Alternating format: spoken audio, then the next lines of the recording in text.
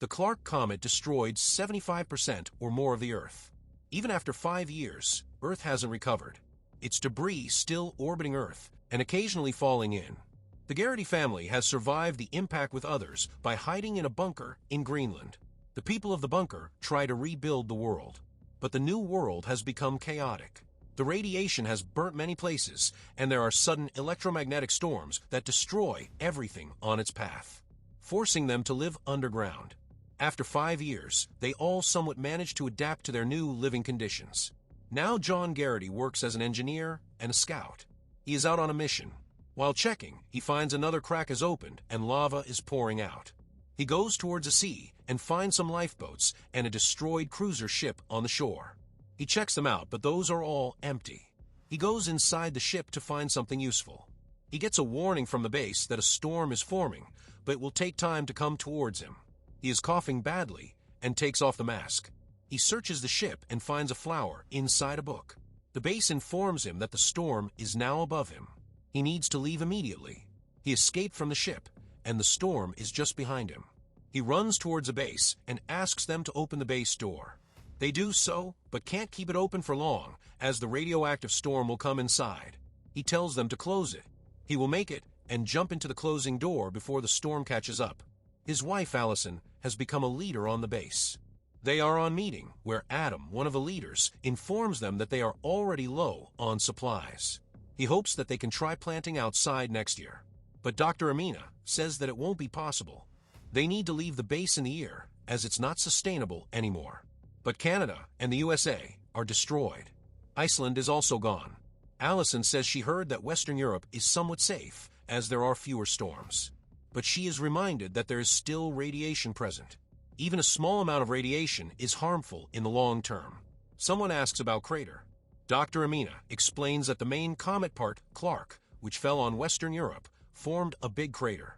With her other colleagues, she estimated that the mountains formed by it and the depth of the crater are keeping the radioactive winds away, making it the best place to flourish new lives. But the general says that it is very far from Greenland, and there is also news of fierce fighting happening in Europe. After the meeting, John goes to meet with a psychiatrist. He asks him how he is managing the new way of life. John says he is now used to it. He tells him to be open with his partner about everything. Suddenly, the bunker starts to shake. After some time, it stopped. The general told him not worry. The bunker has survived Clark's impact. They can survive an earthquake too. Allison then asks about the distress signal they received. But Adam says they can't take any people. It's already full. But Allison doesn't want to abandon them and asks to put the decision to a vote. The majority voted for the rescue. The general says they will send a rescue team tomorrow. Allison and John's son Nathan is attending school in the bunker. He has grown an interest in stars.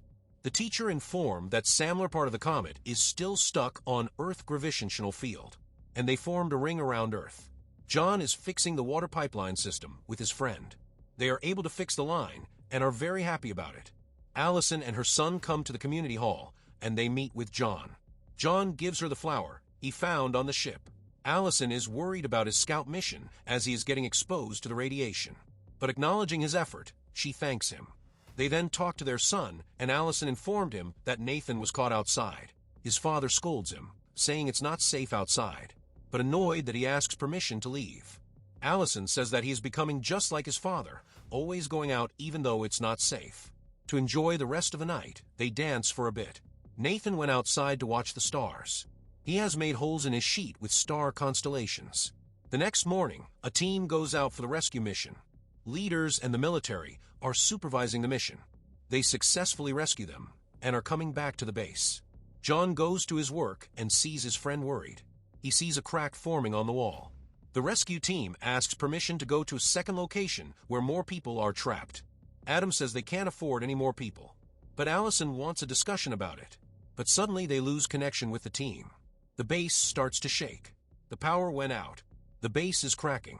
Everyone holds on to their life as the base is breaking down. After the earthquake stops, John gets up with the help of his friend. First, he runs towards his wife. He helps her. Fortunately, she is okay. They then run to rescue their son. He is fine and already ready with his mask. They then ask him pack the essentials and also his insulin as he is diabetic. John runs to grab some masks. Wearing the masks, they try to leave the base. But the exit is already full of people trying to escape.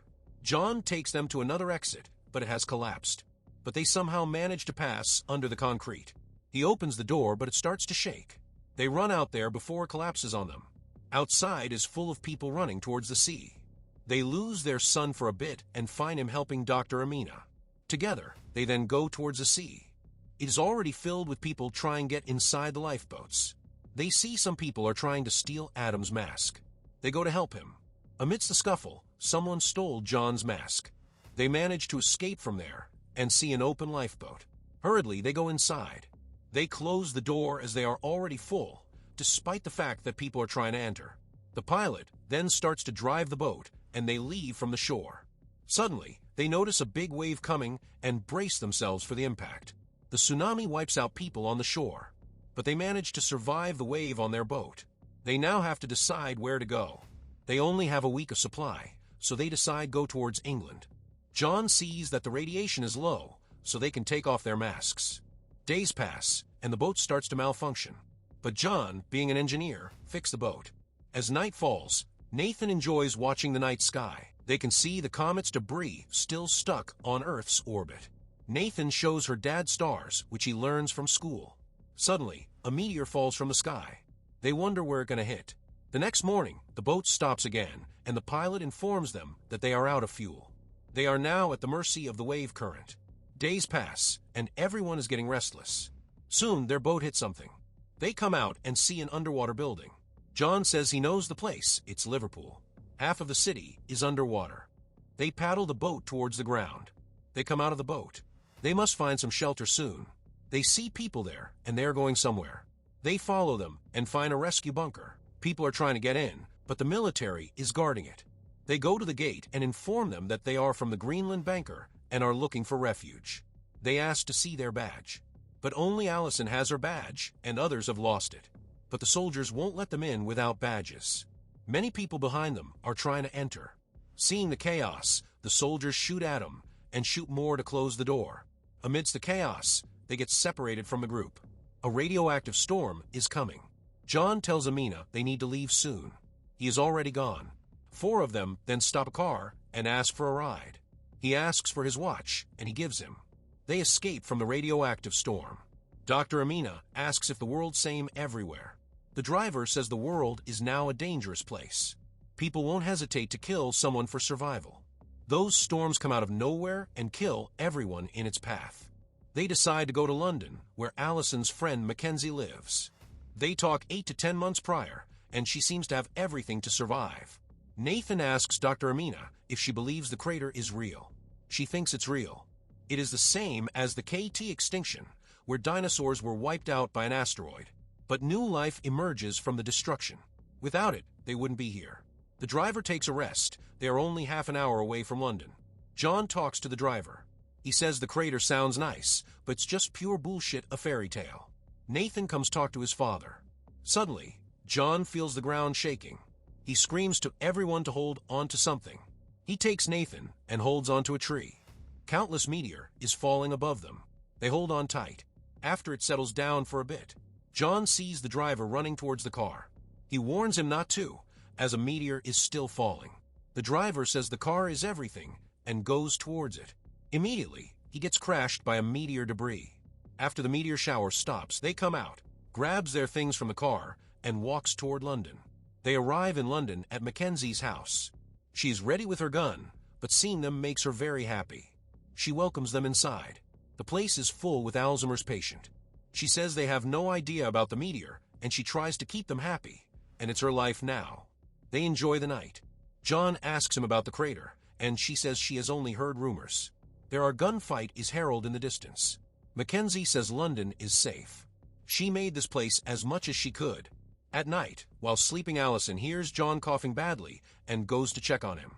She was shocked to see that he was coughing up blood. He then reveals that working as a scout in radioactive air has affected him. He actually has 6 weeks to live. He doesn't want them to worry about. Allison says this is a hospital and they can treat him. But he doesn't want to die here. They should go to the crater. He wants to spend the last few days helping them go to a safe place. He wants to give his son a better life. The next day, they prepare to leave. Mackenzie has given them a car and a few supplies. She gives them a gun for self-defense. She tells them to go to Dover. From there, they need a boat to cross the English Channel. It's a long car ride, so they start to play some car games to pass the time. Suddenly, Amina gets shot. Someone is shooting at them to grab their car. They get out, and John grabs the gun, shooting them back. One tries to sneak from behind, but John shoots him down. He is out of ammo, and a guy is coming in, so Allison shoots with the dead guy's gun. They then check on Nathan, who is okay, but Amina is gone. They buried her in the ground. John says some words to give her a proper burial. He asks why they pray for the dead. John says it's good luck for their afterlife. After driving a few more hours, they arrive at the English Channel. But they are shocked to see that the whole sea is gone. It's the total land from Britain to France. On the positive side, they don't need to leave the car. They then drive towards France. After driving for a few hours, they see that all the cars are stopped in front of them because of a big canyon ahead. They leave the car and go in front. Survivors have made a bridge to cross the canyon. They come in front of the bridge, but Nathan is afraid to cross. John asks him to be brave. They starts to cross the narrow bridge. It's very windy and scary. Suddenly, a gust of wind comes, but they hold on to it somehow. They manage to cross the bridge to the middle platform, but they still have to cross a few more. Suddenly, the ground starts shaking. They need to cross it as soon as possible. They crawl on a ladder bridge to cross. When they are in the middle, another earthquake comes. They hold on tight. The rope bridge breaks, and many people fall in. The bridge ladder is also shaking. One guy tries to run back, but the path is blocked. Seeing their bridge about to fall, he jumps onto their bridge, hitting Nathan. Nathan hangs on the ladder. John helps his son to get back. The platform is collapsing. They hurry up and manage to go to the other side. The whole thing collapsed into the canyon. They walk towards France. They can't tell if they arrived in France or not, as everything is destroyed. Suddenly, a man points a gun at them. John introduces themselves and says they mean no harm. They just want to go to the crater. The man lowers his gun and shakes their hand. He then asks them to come with him. He takes them to an abandoned mill in Calais. He has made this his home. He used solar power for electricity. They filter the radioactive air as much as they can. He introduced them to his wife and his daughter, Camelia. His wife is paralyzed and can't talk. A toll of the radioactive air. They then have some food. The man asks why they want to go to crater. John says they hear it's the promised land. Humanity's last hope. He says the place is very dangerous. The Western Alliance, with the remnants of the French army, defends the place against the Eastern Alliance, which wants to take the resources of Crater. The whole place is a war zone, impossible to pass. At night, Camilla shows Nathan his room, and he shows her his blanket where he drew the stars. Allison asks John what his father told him privately when they were leaving for the bunker.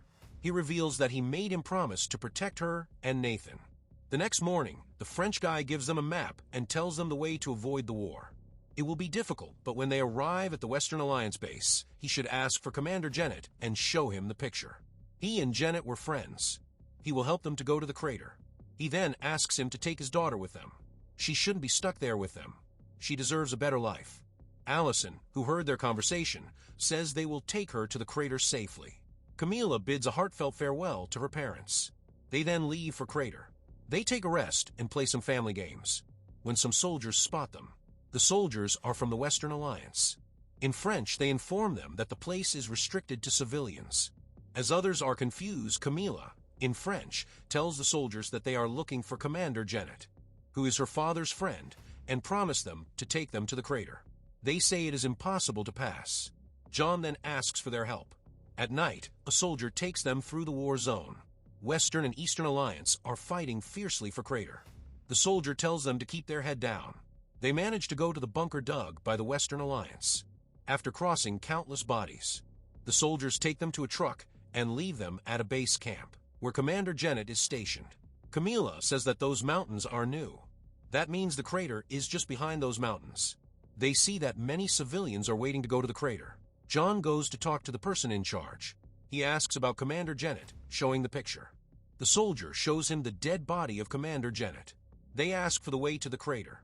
He says they can't help them and orders them to leave. But John pleads with the soldiers, says that he is a dying man and just wants to take his family to crater. The soldier tells his subordinate to make room for them in the bus. They get on the bus and finally leave for the crater. On the way, their bus is attacked by the bandits. They take out the guards.